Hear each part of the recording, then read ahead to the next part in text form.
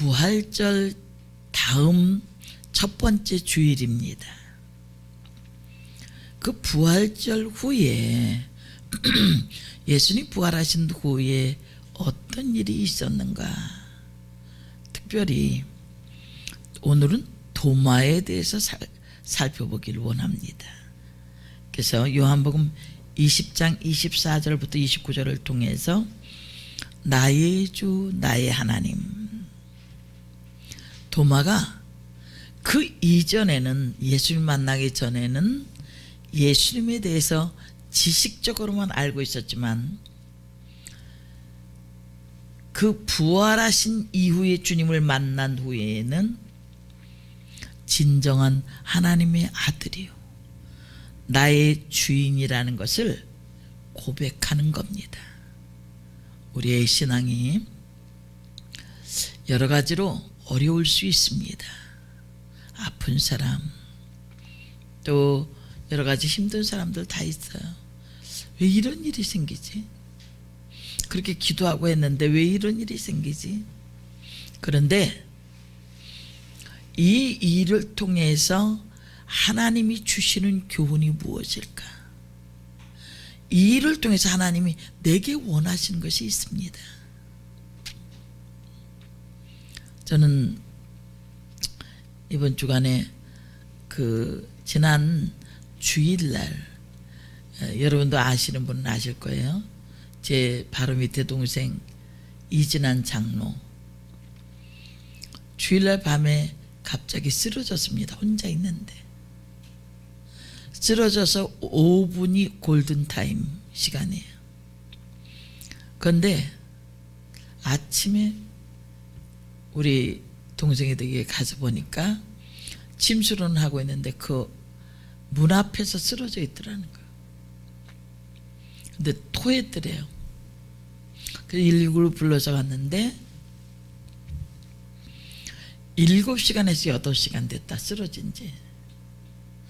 뇌가 3분의 2가 죽었어요. 그리고 토한 것이 폐로 들어가서 폐에 염증이 생기고 뇌가 상하니까 장기들이 죄상하는 거예요. 그래가지고 월요일날 급하게 수술에 들어가서 수술했는데 수술하다가 의사가 나와서 힘들겠습니다 라고 했는데 30분에 어떻게 됐는지 그냥 수술 최선을 다했다고 그러고 끝냈어요. 그리고 지금까지 혼수 상태입니다. 올해 70세인데 갑자기 멀쩡했었어요. 멀쩡했었는데 갑자기 쓰러져서 혼수 상태. 중환자실에 들어가 보니까 피 주사에 그냥 링거렌인 다 끼고 연명치료 지금 하고 있는 거예요. 심정지만 오면 이제 끝나는 겁니다. 그래서 어제 위독하다고 식구들 다 부르라고 해서 갔다 왔고, 어제 오늘이 고비라는 거예요.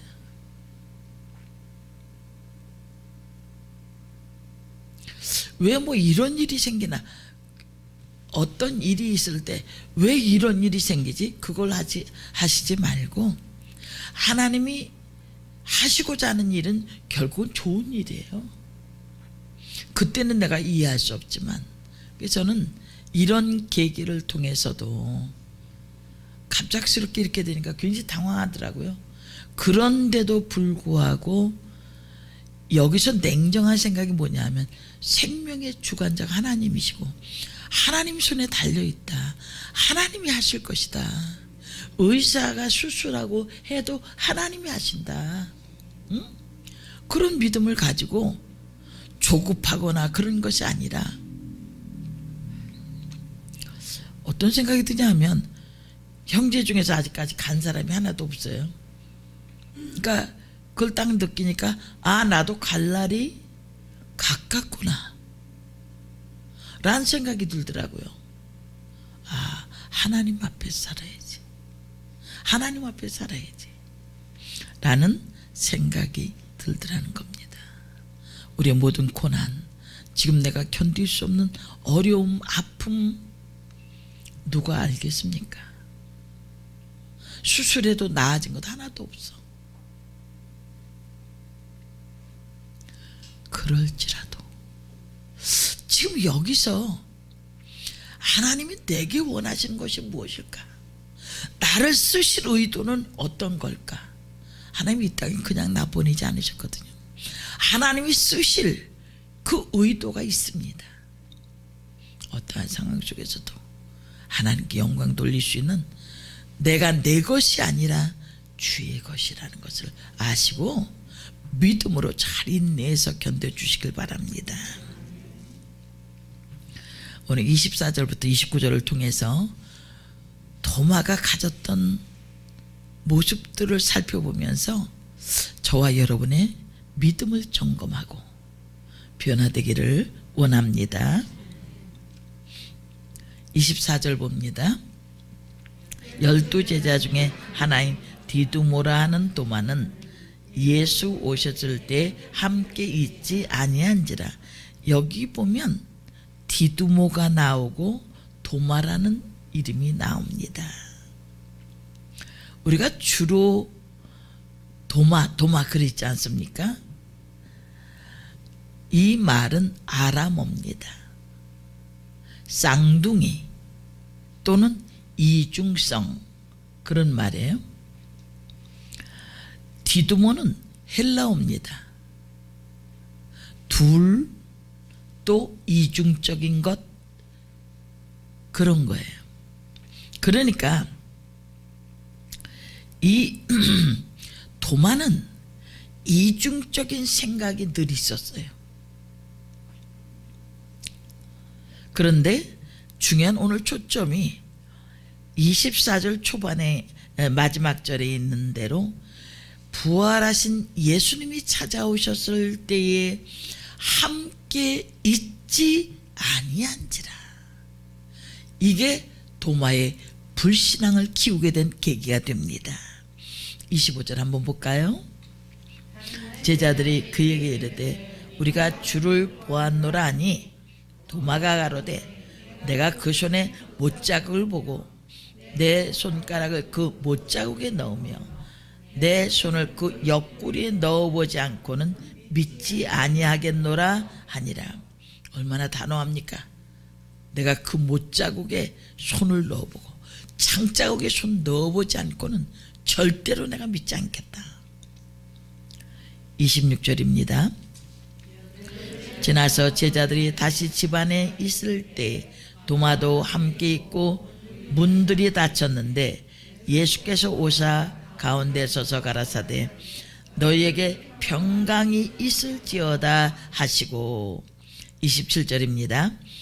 도마에게 이르시되 네 손가락을 이리 내밀어 내 손을 보고 네 손을 내밀어 내 옆구리 넣어보라.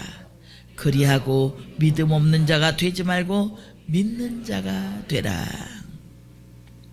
저는 27절이 오늘 본문 중에 참 가슴을 뛰게 하는 말씀입니다. 네 손가락 이리 내밀어 내 손을 봐라. 네 손을 내밀어 내 옆구리 창자국에 넣어봐라. 그런 말이에요. 도마가 했던 말을 예수님은 확증시켜 주는 겁니다. 그리고 마지막 당부가 있습니다. 믿음 없는 자가 되지 말고 믿는 자가 되라. 여기서 이 믿는 자가 되라 이 말은 단순한 요청이 아니라 명령입니다. 이제 오락가락하지 말고 내 확고부동한 믿음을 보이며 살아라. 그런 말이에요. 꼭 보여줘야만 믿는 자가 되지 말고 확고부동한 믿음을 보이며 살아라. 그 말이죠.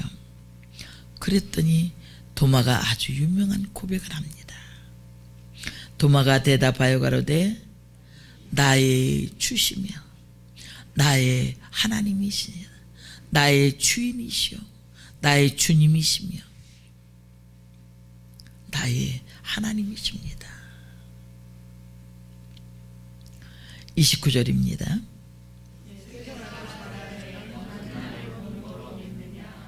보지 못하고 믿는 자들은 복되도다 하시니라. 도마의 변화된 모습, 내가 그 못자국에, 내가 그 창자국에 손을 넣어보지 않고는 절대로 믿지 않겠다고 했던 도마가 나의 주, 나의 하나님이라고 고백하며 변화되어지는 과정을 오늘 말씀을 통해서 살펴보면서 우리 신앙을 점검해 보면서 회의주의자처럼 눈에 확실히 보여야만 믿는 그런 사람이 아니라 우리의 신앙이 어제보다 오늘, 지난주보다 오늘 더 깊은 믿음을 갖는 그런 하나님의 사람들 되시기를 바랍니다. 그래서 오늘 도마에 대해서 세 가지로 한번 살펴봅니다. 첫 번째는 도마의 믿음입니다. 도마는 그리스도인들이 특별히 기억하거나 별로 중요하게 여기지 않았던 그런 인물입니다. 그러나 성경을 자세히 살펴보면 도마는 제자들에게 상당한 영향력을 끼치던 사도였음을 알 수 있습니다. 또 사리가 분명하고 의리가 있었던 제자입니다. 그 중에 제일 빛나는 모습은 나사로가 죽었을 때에 도마가 제자의 도리로 화끈하게 나섰을 때입니다. 어느 날 베다니에 나사로가 병들어 죽었다는 소식이 왔습니다. 예수님은 베다니로 다시 가고자 하셨습니다. 그러나 아무도 예수님의 말씀을 따라 나서는 자가 없었습니다. 왜냐하면 유대인들의 돌 팔매가 무서웠기 때문입니다. 그런데 그때 도마가 나서서 말합니다. 요한복음 11장 16절에 주와 함께 죽으러 가자. 이렇게 도마는 용기와 의리가 넘치는 제자였습니다. 모두가 두려워할 때 도마는 주님을 생각하고 용기를 낼 줄 아는 제자였습니다. 주님이 가자고 하시면 제자인 사람들은 무조건 따라야 합니다. 비록 죽음이 기다린다고 해도 선생님의 말씀에 순종하는 것이 제자의 도리입니다. 그런데 도마가 아무도 일어서려고 하지 않는 그때 우리가 주와 함께 죽으러 가자, 이렇게 용기 있게 앞장섬으로써 다른 제자들도 용기를 내서 베다니 나사로의 집에 가게 된 것입니다. 이것이 도마의 믿음입니다. 용기 있고 의리가 있고 사리가 분명했던 도마의 믿음입니다. 두 번째는 도마의 불신을 생각해 봅니다. 이런 도마에게 위기가 왔습니다. 예수께서 십자가에서 돌아가신 지 며칠이 지나간 어느 주일 저녁, 제자들이 뒤숭숭한 마음으로 다락방에 모여 있었습니다. 그때 부활하신 주님께서 그들 가운데 오셨습니다. 평안으로 축복하시고 성령을 받으라고 권면하셨습니다. 부활하신 예수를 직접 만났습니다. 그 제자들의 놀라움과 감동이 어땠겠습니까? 그런데 그런 자리에 도마가 없었어요. 나중에 제자들이 부활의 주님을 만났다고 하니까 도마가 통명스럽게 27절에 내가 그 못자국에, 내가 그 창자국에 손을 넣어보지 않고는 믿지 않겠다.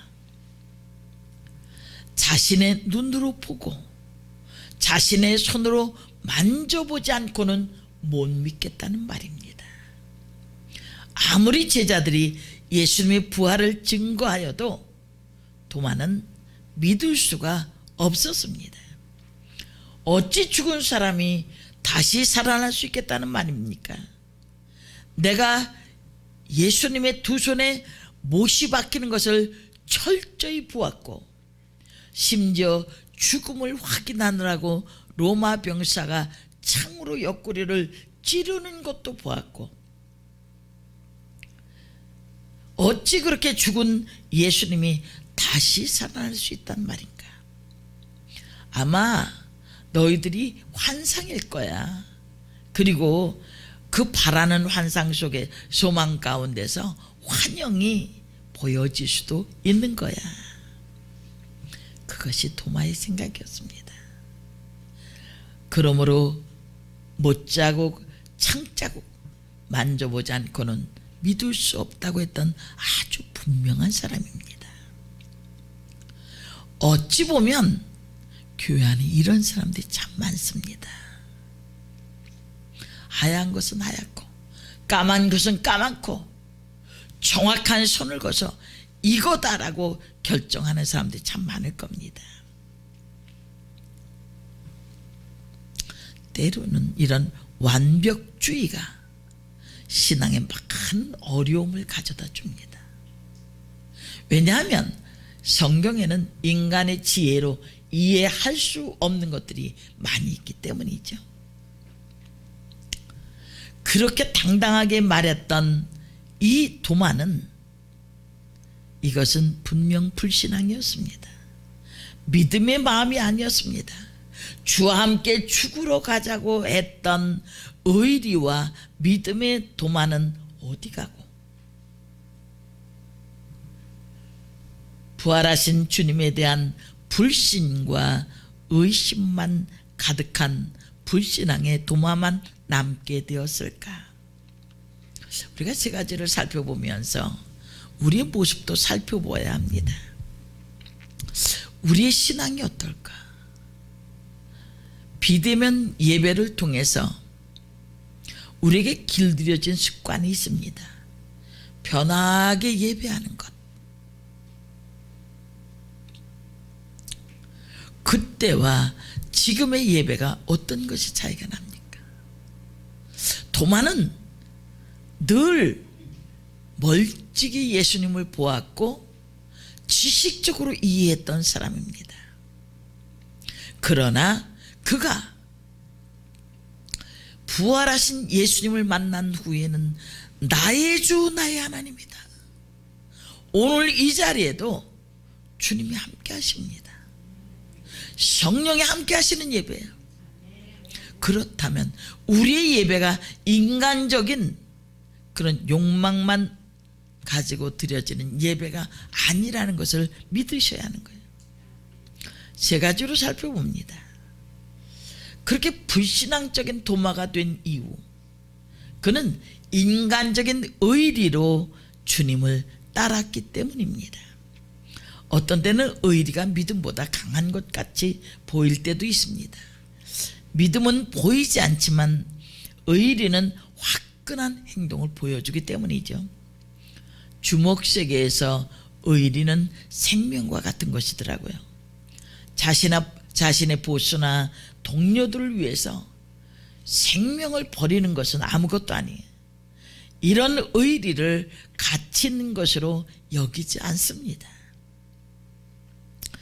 이것은 진리를 향한 뜨거운 사명이 아니라 단순한 자기들만의 불의의 동맹과 같은 것이기 때문입니다. 오늘 우리에게 있어서 의리란 어떤 모습으로 나타납니까? 주님과 진실한 믿음의 고백을 놓친 채 갖고 있던 습관적 예배, 교회 나가주기, 분위기로 함께하기, 어려서부터 교회에 다닌 경력 등등이 바로 아마 여기에 속한 것일 수도 있습니다. 주님과 개인적이요 직접적인 만남이 없는 모든 믿음의 행위들이 바로 여기에 속하는 것입니다. 이런 인간적인 의리에 속한 믿음들은 실상 그 깊은 곳에 불신이 자리하고 있습니다. 그것이 바로 도마의 믿음입니다. 베드로도 이런 인간적인 의리로 예수님을 따르려고 했다가 실패하는 경험을 했습니다. 제자들이 다 예수님을 버리게 될 것이라고 말씀하시는 주님 앞에서 베드로는 확실하게 고백합니다. 마가복음 14장 27절부터 31절에 주여 내가 죽을지언정 주를 버리지 않겠나이다. 그러나 베드로는 그 밤에 한 자리에서 예수님을 3번이나 모른다고 부인하고 저주하며 맹세까지 했다는 것을 우리는 알고 있습니다. 어떻게 이런 일이 일어날 수 있습니까? 베드로, 도마 모두 인간적인 의리로 주님을 따르고 있었던 것입니다. 두 번째는 눈에 보이는 실증적인 것만 믿으려고 했기 때문입니다. 도마는 모든 것에 확실한 것을 좋아하는 성격이었습니다. 흙과 백이 분명한 것, 이러한 성격은 화끈하고 시원시원해서 다른 사람에게 매력적으로 보이기도 합니다. 도마는 자신의 눈에 보여야만 믿고 손에 잡혀야만 확신하는 그런 분명한 성격의 사람입니다. 그러나 믿음은 눈에 보이고 손에 잡히는 것을 믿는 것이 아닙니다. 눈에 보이고 손에 잡히는 것들은 모두가 물질적인 것입니다. 이런 것에 우리의 믿음과 소망을 담는다면 그것은 그 물질과 함께 소망도 믿음도 다 낡아지고 사라지고 허무해질 것입니다. 세상에 눈에 보이는 것치고 가치가 없는 것이 별로 없음을 알아야 합니다. 가치가 별로 없어요. 눈에 보이는 것과 손에 잡히는 것치고 영원한 것이 없기 때문입니다. 히브리서 11장 1절부터 2절을 봅니다. 바라는 것들의 실상이요 보이지 않는 것들의 증거니 선진들이 이로써 증거를 얻었느니라. 고린도후서 4장 18절입니다. 우리가 주목한 것은 보이는 것이 아니요 보이지 않는 것이니 보이는 것은 잠깐이요 보이지 않는 것은 영원함이라. 우리가 그리스도인이라면 우리는 이미 눈에 보이지 않는 영원한 것들을 믿고 소망 삼은 사람들인 것입니다. 믿음은 영원히 있는 것을 믿는 것이요 영원한 하나님 나라를 믿는 것이요 예수 그리스도의 구속의 은총을 믿는 것입니다. 이것들 어느 것 하나 눈에 보이는 것들이 아닙니다. 뿐만 아니라 믿음에서 추구하는 모든 아름다운 것들, 사랑, 희락, 화평, 오래 참음, 자비, 양성, 충성, 온유, 절제, 그 어느 것 하나도 손에 잡히는 가치들이 아닙니다. 눈에 보이는 실증적인 것만을 믿고자 했던 그 똑똑한 도마를 향해서 주께서 말씀하십니다. 29절입니다. 너는 나를 본고로 믿느냐? 보지 못하고 믿는 자들은 복되도다. 이렇게 믿음의 의리를 인간적인 의리로 주님을 따랐고 눈에 보이는 실증적인 것만 따랐습니다. 또 한 가지 불신앙이 될 수 있었던 것은 믿음의 자리에 함께 있지 아니했다는 겁니다. 도마는 제자들이 모여 두려움도 함께 나누고 어려움도 함께 나누고 믿음도 함께 나누는 자리에 있지 않았습니다. 그렇기 때문에 부활의 주님을 만나지 못한 것입니다. 우린 여기서 한 가지 사실을 깨닫습니다. 성도는 항상 신앙의 자리에서 함께 해야 합니다. 믿음은 말씀을 가까이 하고 교회를 가까이 하고 성도를 가까이 하는 데서 성장합니다. 믿음은 홀로 명상하는 것이 아니에요. 믿음은 관람자나 손님이 될 수 없습니다. 아무리 믿음이 좋은 사람도 혼자서는 믿음이 성장하지 못합니다. 결국에는 스스로 고갈되어 있던 믿음도 증발해 버립니다. 믿음은 함께 나누는 것입니다. 조금 부대끼고 귀찮은 듯 해도 믿음은 함께 있음으로 불을 붙이고 위로받고 위로하고 격려하고 격려받으며 함께 힘을 북돋우고 배우고 성장하며 사명을 감당하는 것입니다. 도마는 바로 이 점에서 실패했습니다.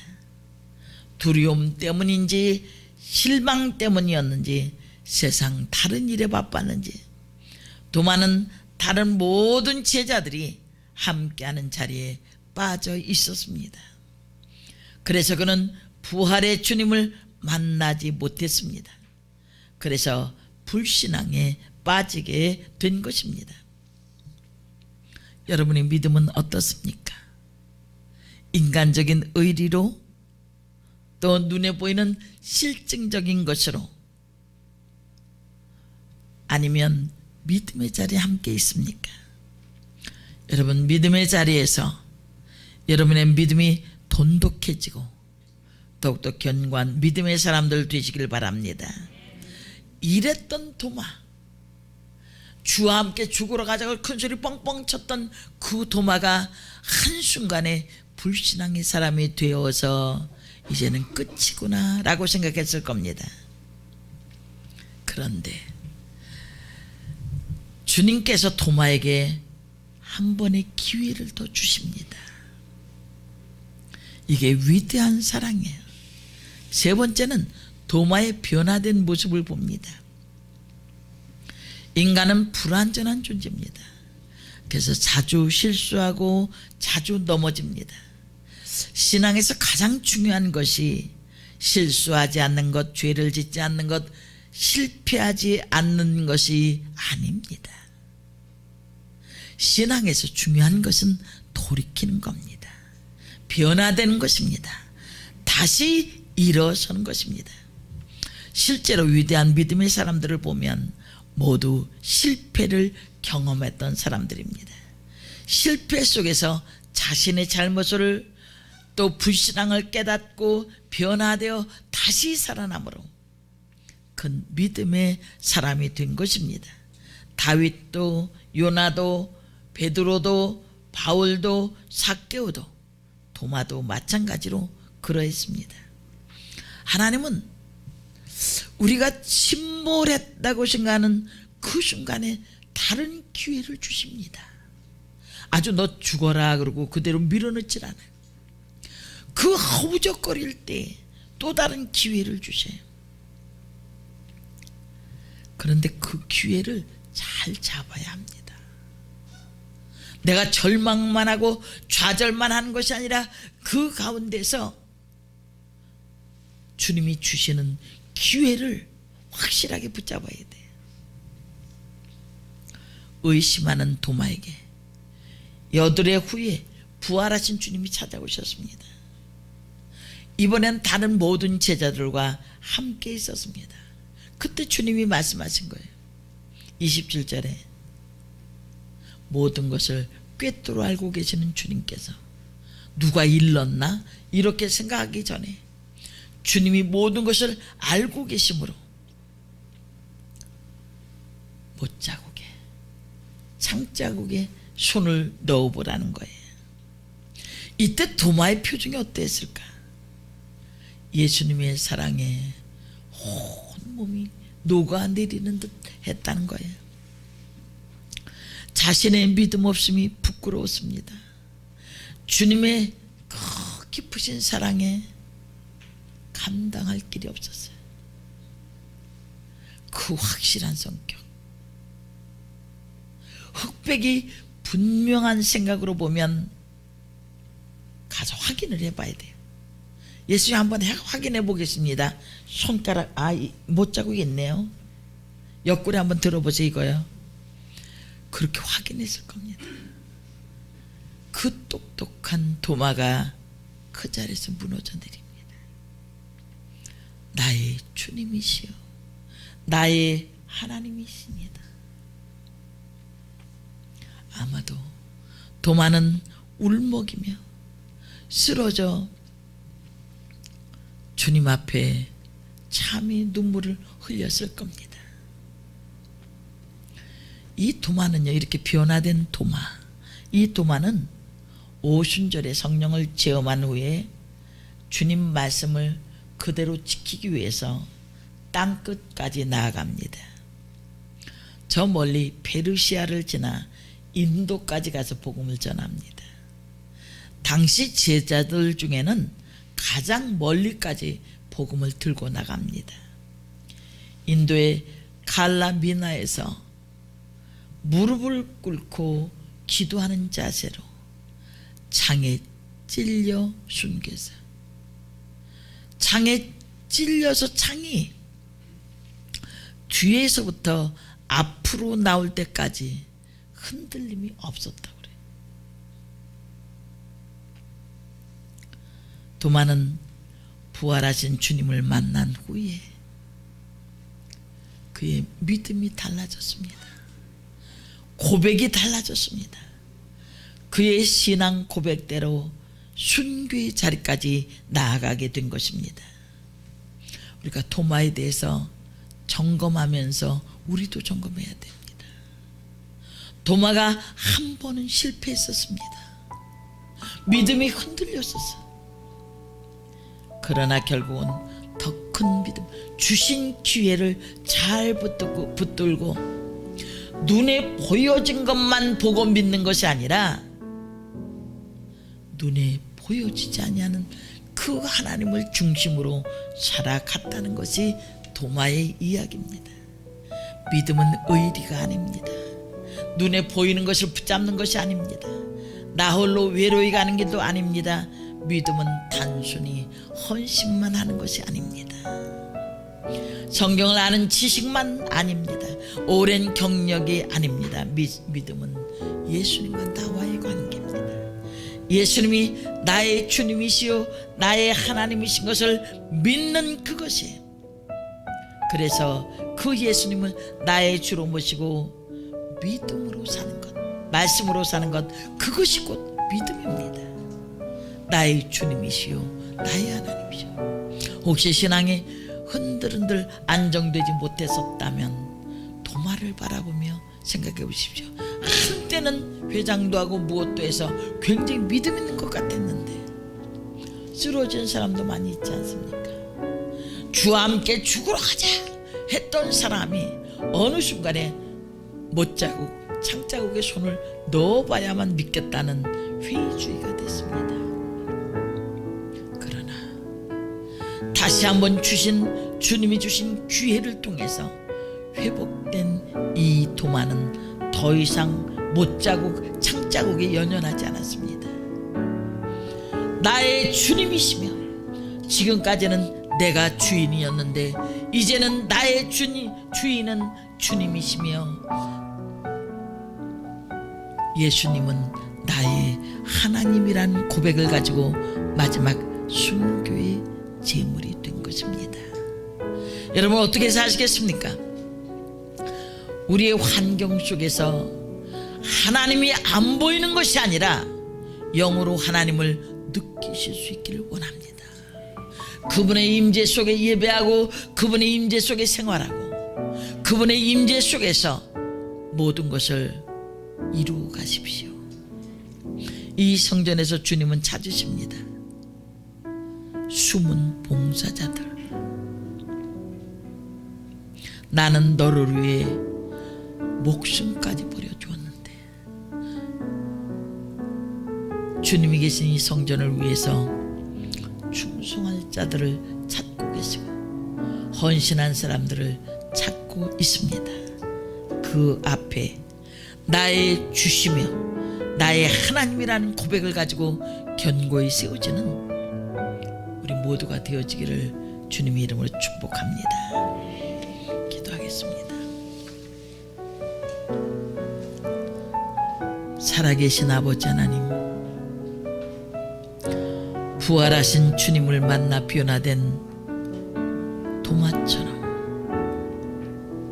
우리 미문의 모든 성도들이 변화되어 나의 주시며 나의 하나님이란 고백을 가지고 나아갈 수 있기를 원합니다.